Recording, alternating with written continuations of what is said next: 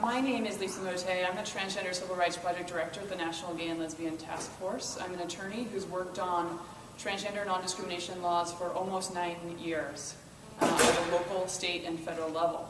What I can tell you about the bill here in Maryland, House Bill 235, is it is very much similar to the laws that have passed all over the country. 12 states have protections for transgender people in employment, housing, public accommodations. Minnesota was the first state to enact a law like this in 1993. The first city to pass a law like this was in 1975. That was Minneapolis, Minnesota.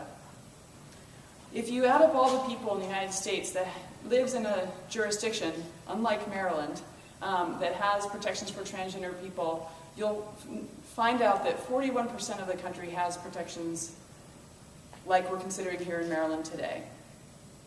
Baltimore City passed this law about 9 years ago. Montgomery County passed this law about 3 years ago.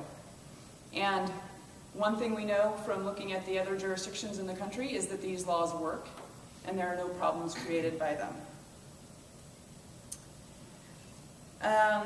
The other thing I want to talk about is the results of the National Transgender Discrimination Survey. Injustice at Every Turn is a report of the National Transgender Discrimination Survey, which was recently released in February this year. This study was the first national study and included over 6,400 people from the United States. 132 people were from Maryland, and I can share with you some of the results of the Maryland portion of the survey. The survey found that transgender people in Maryland were fired, they were not promoted, they were not hired simply for being who they were.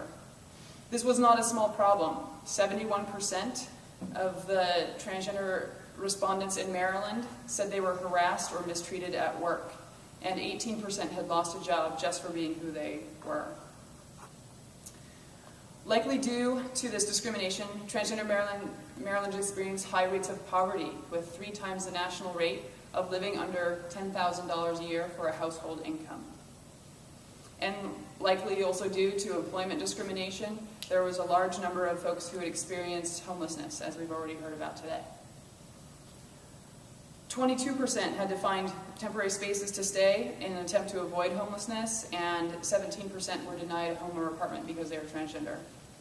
After hearing these statistics, I hope you will agree that it is not an exaggeration that a bill like House Bill 235 will actually save lives if it's passed.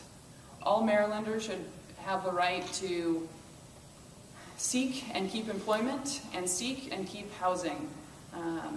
And this is a basic tenet of equal opportunity that transgender Marylanders are currently denied. For all these reasons, I urge you to support and pass House Bill 235. Thank you.